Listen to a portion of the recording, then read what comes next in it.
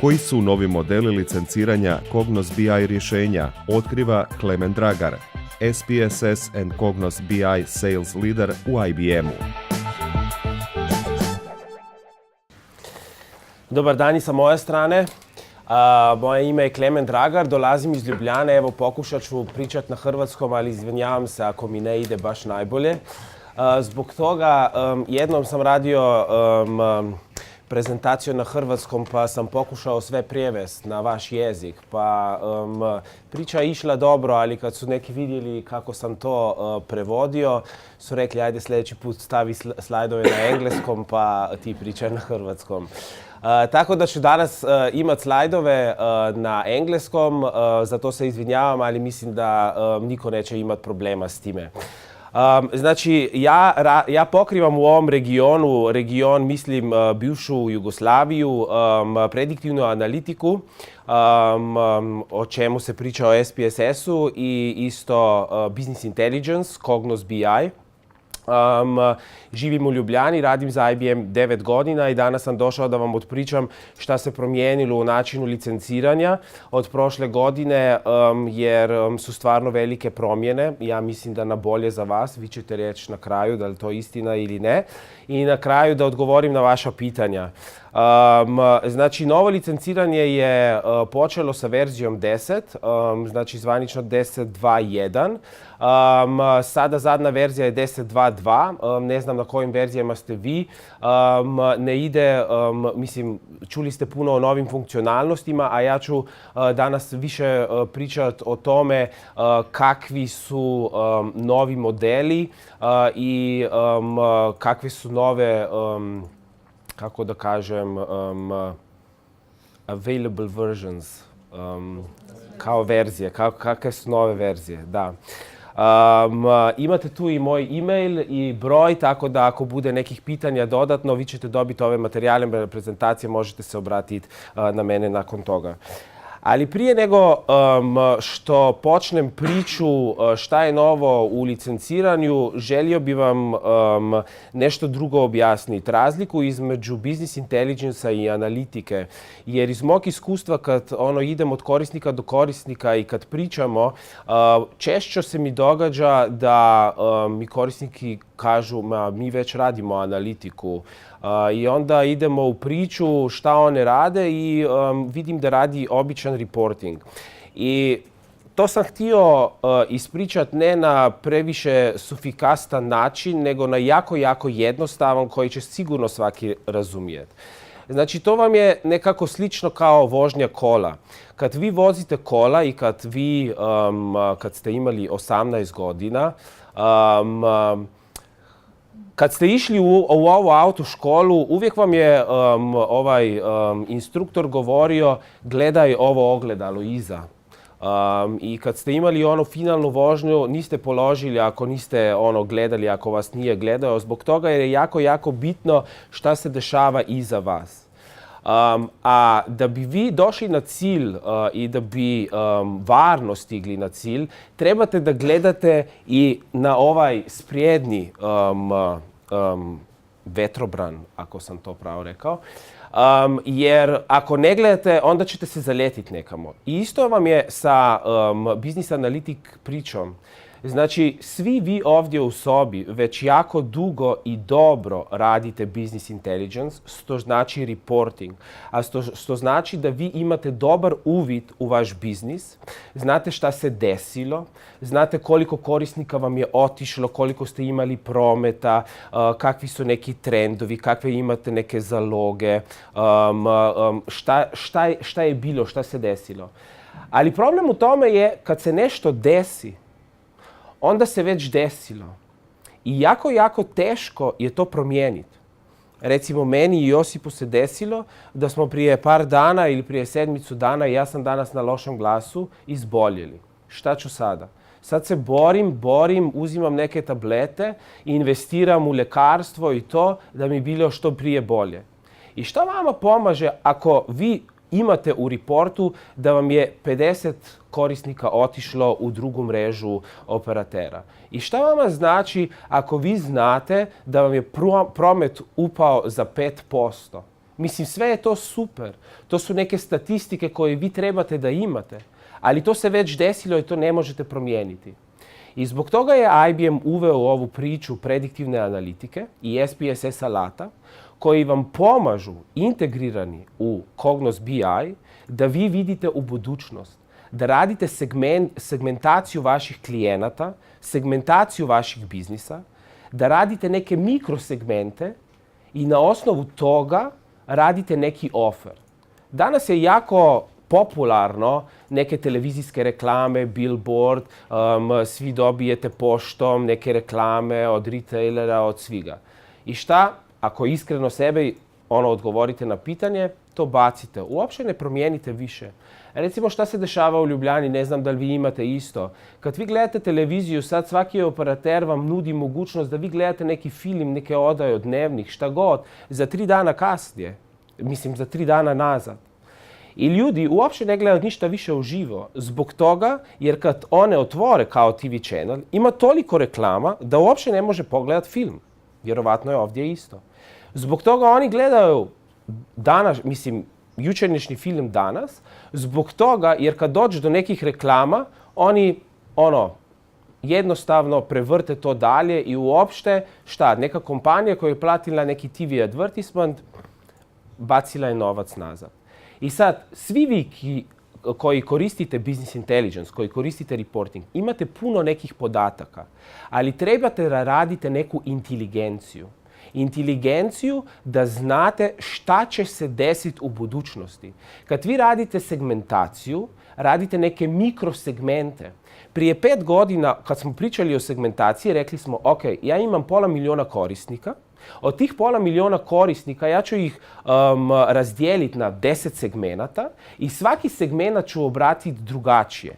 Znači, jednom segmentu ću poslati jedan offer, drugom segmentu ću poslati drugi offer, a trećem segmentu ću poslati treći offer. Možda neka regija reagira na nešto drugo, jer ljudi u Splitu su drugačiji nego ljudi koji žive ovdje u Zagrebu. Znači, ne mogu svi dobiti istu ponudu. A ono što je bitno sada, što sad pričamo o segmentaciji, je onaj mikrosegment. Kad ja dođem u dućan i kad ja pokušam nešto da kupim, mene zanima da ja dobijem neku ponudu koja je na mene pisana. Znači, ako ja uvijek idem u dućan i kupujem neke tehničke stvari, ja očekujem od svog retailera da mi da neki popust na neku tehničku stvar. A ne da dobijem kao poštom da imam 2 jogurta besplatno ili nekako tako. Jer mi to ništa ne znači, jer možda to moja cura kupuje i to bi njoj više značilo. Znači, govorimo o mikrosegmentaciji, o segmentaciji 1 na 1 i ono što je još bitnije, ne nešto što se desilo pa sada idemo u kancelariju pa ajmo napraviti brainstorming kako možemo to promijeniti, nego da u onom trenutku kad sam ja na kasi dobijem neki kupon, jer tada mi ta kao vrijednost nešto vrijedi i tada ću ja to unovčiti.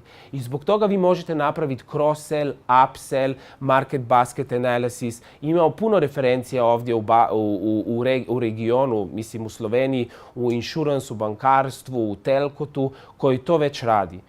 Nije sad moja priča da vam pričamo o prediktivni analitiki, nego želio sam vam ispričati to da kad radite business intelligence, da to je jako, jako dobar ground. Ali da bi vi stvarno iz te inteligencije dobili neku informaciju na što možete utjecati, to vam je onda prediktivna analitika i SPSS. I ono što je Josip prije pričao, Cognos BI i SPSS su automatski integrirani i to vam je stvarno dobar ground gdje ste vi sad i sljedeći korak bi bio prediktivna analitika.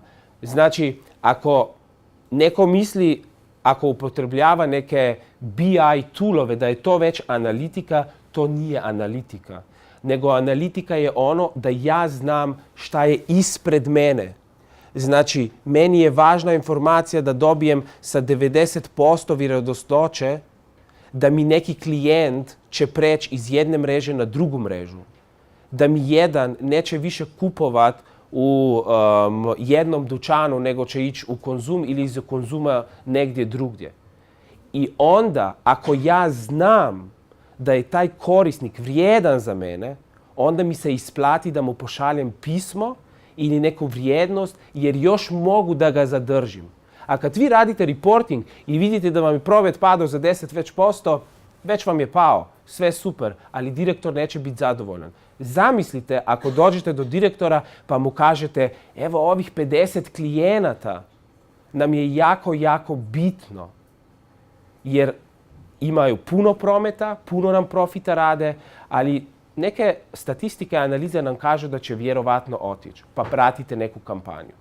I još nešto, kad targetirate neke korisnike, nije važan, nije jedini i to je u tom regionu još uvijek kao number one parametar. To se polako mijenja. Kao promet. Uopće nije bitan, nego je profit. Znači neko može da potroši manje para s vama, ali kupuje kao jako profitabilne produkte. I za vas je on više važan. Radili smo prošlu godinu neku analizu za nekog retaila u Turskoj, pa smo došli do direktora pa je rekao, znam, ja radim analitiku, ja znam svoje korisnike i ja svim tim korisnikim svaki mjesec tražim moj BI department da mi pošalje koji mojih 100 najboljih korisnika. I on im šalje neki specijalni paket u Turskoj kao da se im zahvali, zbog toga jer želi da oni ostaju. Napravili smo jednu analizu jako interesantno. On je svaki mjesec pravio veliku grešku. Zbog čega? Jer ovi koji su mu radili najveći promet i trošili najviše para uz njega, na kraju je bilo otkriveno da kupuju samo neke izdelke kao artikle koji su u akciji i nemaju nikakve marže. Neki retailer zaradi 2, 3, 5% na njih. A oni koji su možda kupili jedan televizor ili jednu stvar, pa su mu stvarno donijeli neko puno para zbog toga jer su neki high-tech produkta, uopće im nije obratio. Znači, na kraju se iskazalo da je on više potrošio i da uopće nije dobro napravio, zbog toga jer samo gledao, ajde, daj mi zadnjih 100 korisnika, mislim, kao najboljih 100 korisnika po prometu. Nije to jedini parametar koji trebate da tražite.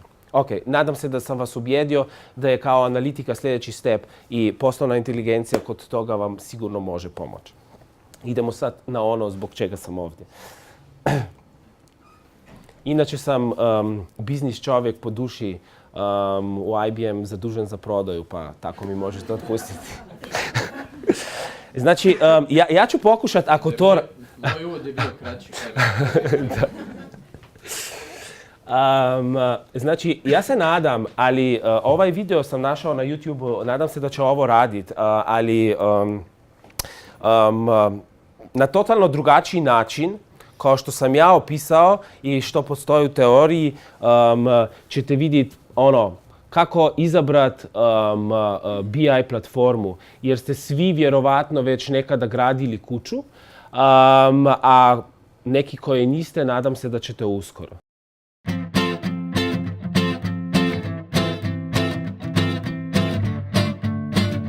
Here is a story of two men building a house. On the left, John, and on the right, Fred.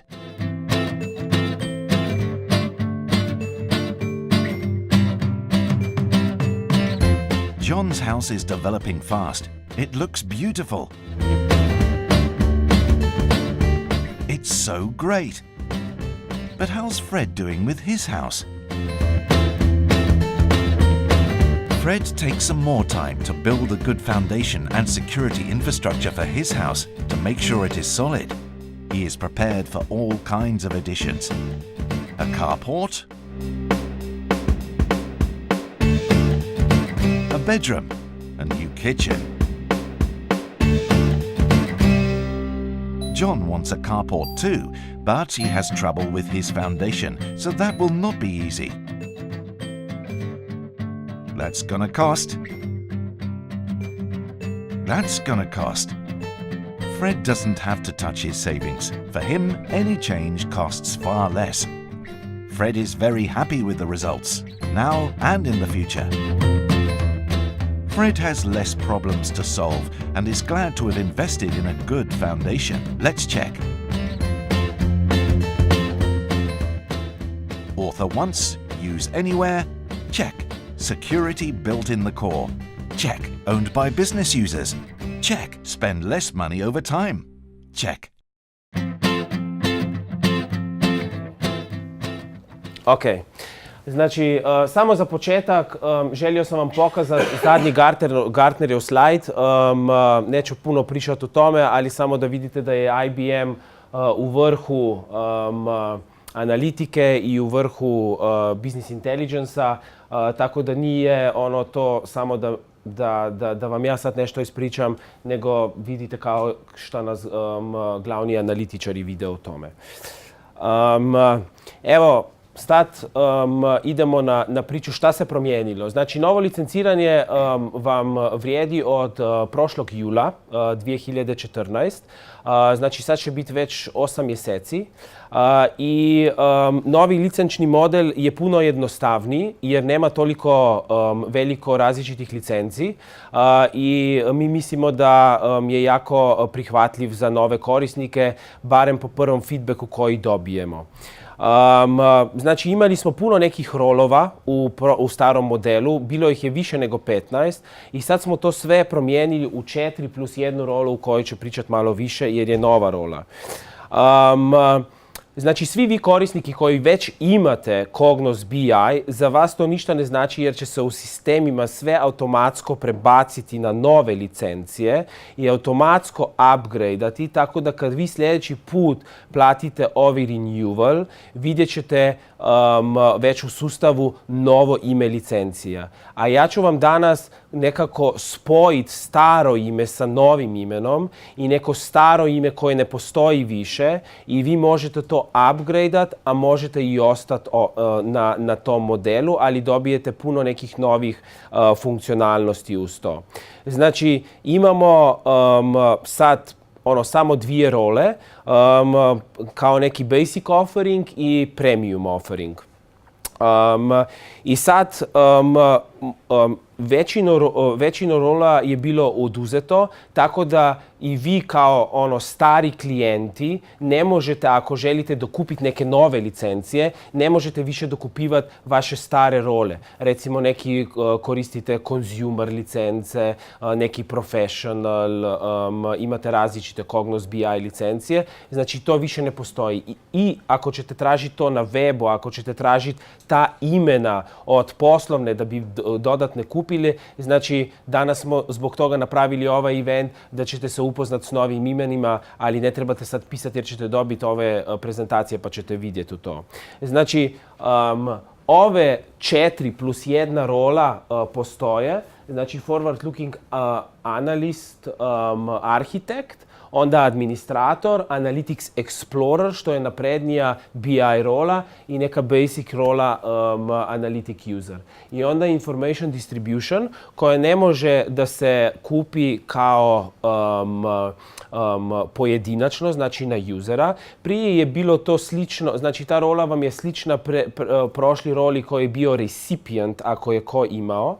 I recipient ste vi mogli za svakog recipijenta koji je primao neki report, nije ga mogao obradivati ili mijenjati, ste vi mogli reći, ok, ja imam kao 10 ovih koji će primjeti neki report, znači to ne postoji više i to ne može više.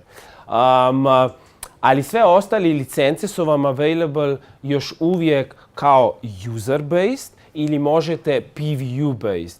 Znači, na nekoj granici gdje imate vi više usera, bolje se vam isplati da idete na serversku verziju koja ima potpuno iste funkcionalnosti kao userska, nego vam je jeftinija da to imate na serveru nego da imate user-based. Znači, ako ste mala kompanija i imate 10, 20, 30, 50 usera, onda se vam sigurno bolje financijski isplati da imate to user rolu, ali ako ste velika kompanija i trebate 300, 400, 500, 800 usera, imamo i takve u regionu, onda se vam bolje isplati ovaj PVU model, znači serverski model. I na kraju još uvijek postoji ta dva modela, znači Express verzija i Enterprise verzija. Razlika u njima je da Express verzija može samo do 100 usera. Znači kad nekad pređete tih 100 usera, onda trebate da idete na Enterprise. I normalno ima neke razlike u funkcionalnosti. Ono što bi nas spomenuo i što je jako novo, ne znam da li ste upoznati, sa drugom kvartalom, znači od aprila dalje, će cijeli Cognos BI stack, znači sve ove licencije, biti dostupne i u cloudu.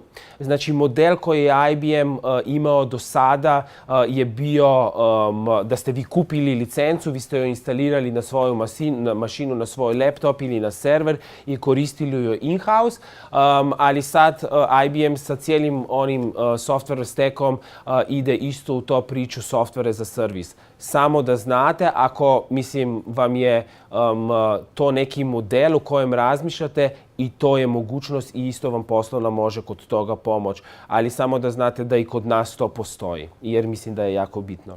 Znači to vam je vjerovatno jako poznato, jer to su neke funkcionalnosti koje su do sada postojale.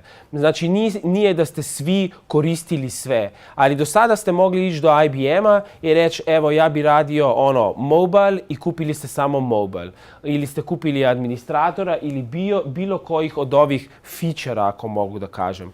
I mi smo dobili neki feedback od klijenata da je to jako komplikovano, da to ima previše funkcionalnosti. Zbog toga smo stvorili ovaj novi sistem licenciranja koji se odraža na ovom novom slajdu gdje vidite sve ove stare funkcionalnosti, ali su razdijeljene u 4 basic role. Znači sada imate Analytic User rolu, imate Analytic Explorer rolu koja je malo naprednija, imate administrator, znači to su nova imena kako se zove i sad ako ste vi imali nekog admina, će u sustavu ili kod sljedeće godine biti IBM Cognos Business Intelligence Analytic Administrator, znači to je novo ime i taj administrator može raditi sve i dodali smo 4. rolu, a to se navezava na to što je Josip rekao, što smo u tim verzijama integrirali Cognos sa SPSS-om, znači zvanično dobijete još jednog administratora, ali uz tog administratora dobite još jednu desktop licenciju SPSS modelera gdje možete praviti prve modele predikcije, segmentacije i ući u taj svijet prediktivne analitike. Znači vi uz to licenciju dobijete još jednu licenciju SPSS-a i to je možda jako dobro za sve koji razmišljate ići u svijet analitike, zbog toga jer to je jako dobra varijanta da radite neki pilot, da napravite neku prvu segmentaciju i da upotrebite ove podatke u BI-u koje sad imate i da radite neke prediktivne modele. Znači, postoji 4 role. Neću sad u svaku ovu funkcionalnost jer će to predugo potrajati, ali ako vam nešto nije jasno možete pitati mene ili Josipa. Ali ono što je bitno sada, da od sada dalje postoje samo ove 4 role. I uz svaku rolu imate različite mogućnosti. Znači, bilo je puno priča jer puno korisnika ovdje u Hrvatskoj koristi consumer rolu. To consumer rolu možete sad upgradeat, napraviti trade up na ovu analytic rolu koja je nova. I to ja mislim da je jako bitno jer recimo ova consumer rola vam nije omogućavala raditi reporting na nekim mobilnim uređajima, na tablicama i to je sve više i više u tome. Znači imala je samo ove prve dvije, kako da kažem, funkcionalnosti, a dobijete puno nekih dodatnih funkcionalnosti. Normalno, vi možete još uvijek odlučiti da ostajete na ovoj roli koju jeste, ne treba se promijeniti, ali ne možete kupiti, 10 novih consumer rola, jer od sada postoje samo ove 4. I sad, ovaj slajd će vam vjerovatno biti najbliži, jer to su licencije, nadam se da se dobro vidi, koji vi sad imate, mislim, različite.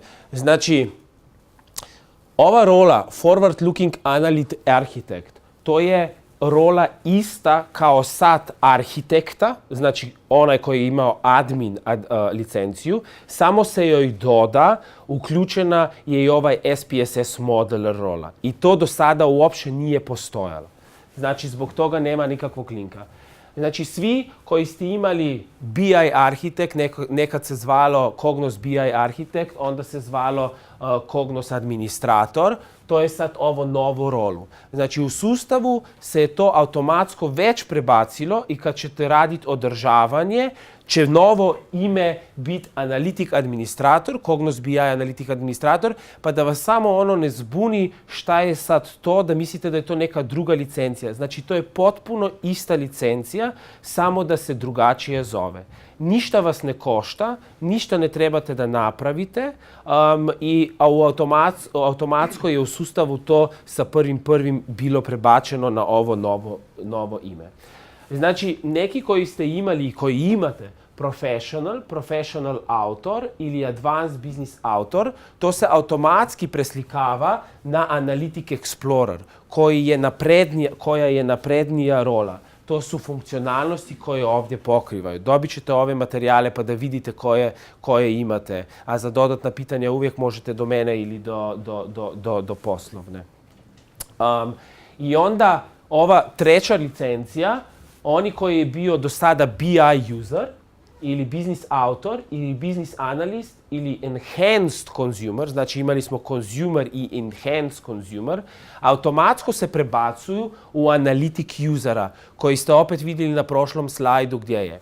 I sve ove tri licence, znači sva ova imena se automatsko prebacuju. Znači, ako je neko imao enhanced consumer, je sada analytic user i besplatno dobije neke nove feature, neke nove funkcionalnosti koje do sada nije imao i ima pravo da upotrebi u svojoj kampanju sve funkcionalnosti koje ima ovaj analytic user. I to, kao što sam spomenuo, će se desiti automatsko.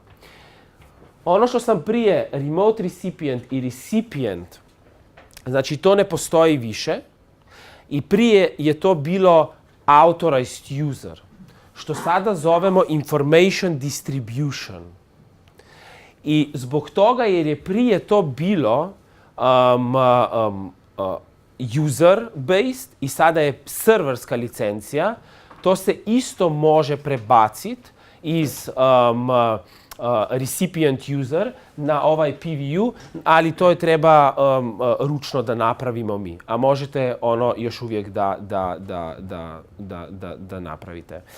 Malo više u ovom, jer je bilo puno pitanja šta je ovaj information distribution, znači šta ova licencija radi i za što ju mogu koristiti. Znači, kao što sam rekao, information distribution vam je serverska licenca, znači server add-on na vaše Cognos okruženje.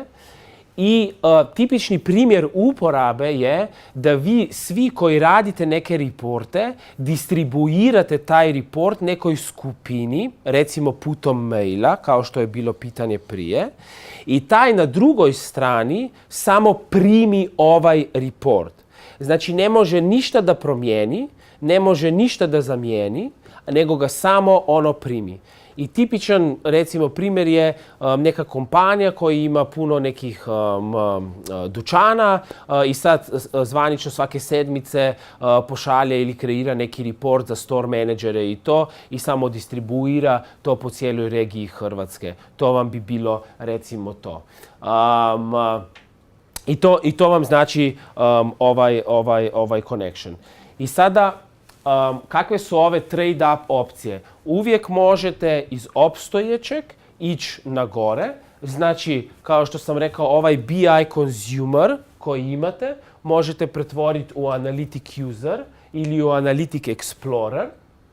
A ako ste vidjeli prije, ne,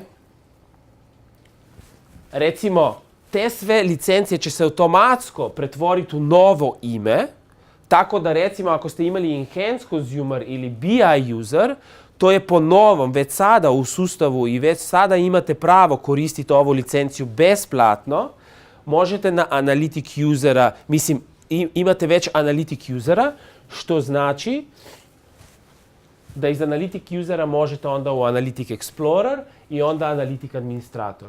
I ide ovako, znači najosnovnija licencija vam je user, onda vam je Explorer, onda vam je administrator i on top of that vam je administrator koji isto ima SPSS, jednu SPSS modeler licenciju uz to. A svi koji imate consumer, još uvijek ćete u sustavu imati consumer, još uvijek imate pravo na onaj basic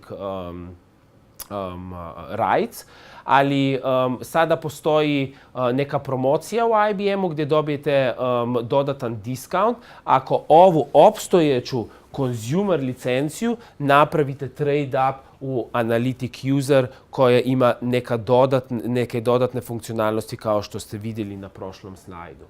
A za one koji trebaju samo primat neku informaciju, postoji ovaj information distribution sada po novome. Znači, iz puno nekih funkcionalnosti i licencija koje ste mogli prije kupovati, sada postoje samo ove, znači 1, 2, 3 i 4 i normalno ovaj add-on information distribution što je bio onaj prije recipient i te stvari. Ne? Te stvari se događaju automatski u sistemu, a možete, znači oni koji imate BI consumer ili recipient, možete to pretvoriti u information distribution ili u Analytic user i oni koji imate BI consumer možete to prebaciti u Analytic user i zbog toga dobijete neke dodatne funkcionalnosti. U ovoj godini je to još ono želim, ne želim, ono možete ostati, ništa ne trebate da promijenite, ne? Ove licencije koje sam spomenuo ovdje u crvenom, to se i tako napravi ono automatski, ali onda u sljedećoj godini nemamo još točan datum, vjerovatno i ovaj consumer će treba da se to jer IBM želi pojediniti ove stvari. A mislim da isto sa nekim future thinkingom o BI-u svaki će trebati mobilni uređaj, neki mobile active reporting koji sad s consumer licencijom uopće ne možete da radite. Recimo, to je jedan od primjera. Evo, to bi bilo, želio sam zaključiti ukratko od mene, nije bilo ukratko, ali molim sad pitanja, ne znam da li sam bio dovoljno jasan ili ako ima neko pitanje oko ovog licenciranja, da li ima neka zbuna, da li nešto vam nije jasno i možda neki feedback, da li vam se čini to jednostavnije, bolje, da li vidite neku prijednost u tome ili ne. Ako ste svi tiho, onda ja smatram da to super, najbolje i nismo mogli bolje da napravimo. Ja ću samo vratiti na ovaj slajd. Znači, ono što vam je ključno što se tiče sadržaja, studija, alata i svega. Znači, sve licence od Enhanced Consumer naviše, sad po novom su Analytic user i imaju pravo na sve studije. Znači, i Analysis, Query, Event, Insight, Report, Workspace, Workspace Advanced.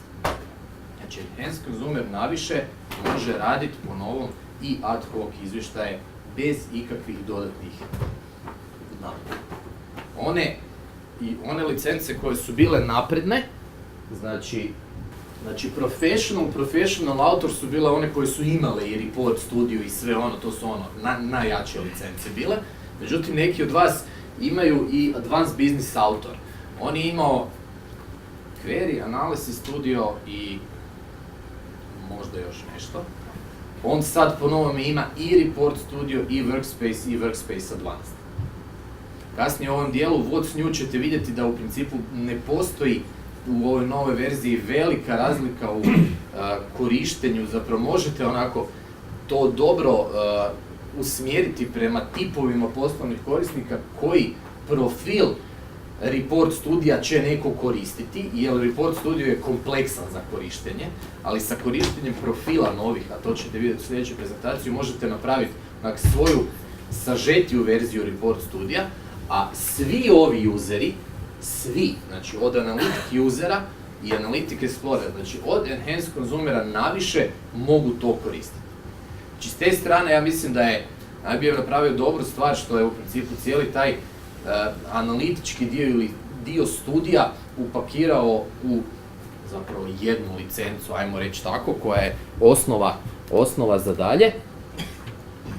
A onda ova naprednija licenca vam dobiva Metric Studio, Metric Designer, Framework Manager i Transformer. I Cube Designer. I da, tu fali, to jest ne fali, tu je Cube Designer. Znači, ukoliko u vašem okruženju imate napredne poslovne korisnike kojima želite dati tu mogućnost da samostalno kreiraju neki mali model, kreiraju malu kocku, sa ovom Analytics Explorer licencom oni to mogu napraviti. Do sad nisu mogli, do sad je to bilo ograničeno isključivo samo za administratora. Mali dodatak, htio sam to onako izdvojiti da vam bude vidljivije, ako niste vidjeli. Eto, toliko s moje strane. Pitanja nema. Kako vam se čini, jer ovo je jednostavnije. Meni osobno, mislim, ja sam poznavao i sve one licence i znao sam ih, ne? Ali da, u razgovoru s vama ili sa drugim ljudima bilo je, zašto sad ova ima jedno, ova ima drugo, a koju da odaberem? Mislim da je ovako i stvarno je jednostavnije. Znači imate što se tiče administrator može sve, imate dva tipa poslovnih korisnika, osnovni i napredni, ali osnovni nema sad cjepkanje tih studija koji su glavni front-end alat za korištenje izvještaja i analiza, nego ima pravo na sve. Točka.